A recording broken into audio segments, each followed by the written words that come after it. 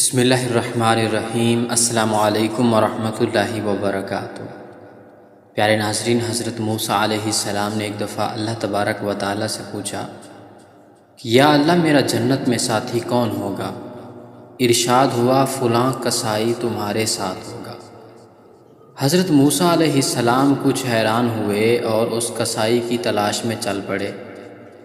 وہاں دیکھا تو ایک کسائی اپنی دکان میں گوشت بیچنے میں مصروف تھا۔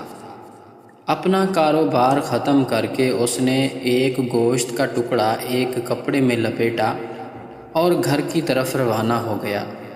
حضرت موسیٰ علیہ السلام نے اس قصاب کے بارے میں مزید جاننے کے لیے بطور مہمان گھر چلنے کی اجازت چاہی۔ گھر پہنچ کر قصاب نے گوشت پکایا، پھر روٹی پکا کر اس کے ٹکڑے شوربے میں نرم کیے اور دوسرے کمرے میں چلا گیا، جہاں ایک انتہائی کمزور بڑھیا پلنگ پر لیٹی ہوئی تھی۔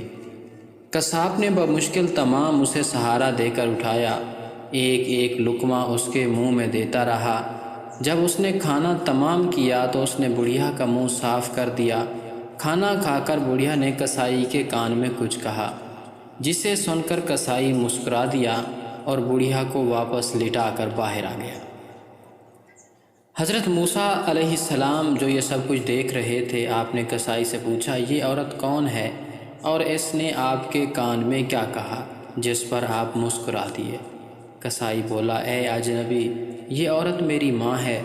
گھر پر آنے کے بعد میں سب سے پہلے اس کا کام کرتا ہوں تو خوش ہو کر روز مجھے یہ دعا دیتی ہے کہ اللہ تعالیٰ تجھے جنت میں حضرت موسیٰ علیہ السلام کا ساتھ عطا فرمائے، اور میں مسکرا دیتا ہوں کہ کہاں میں اور کہاں موسیٰ کلیم اللہ کہاں۔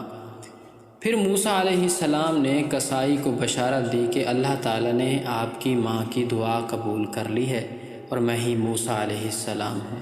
اللہ اکبر! کیا شان ہے ماں کی خدمت کی اور ماں کی دعاؤں کی۔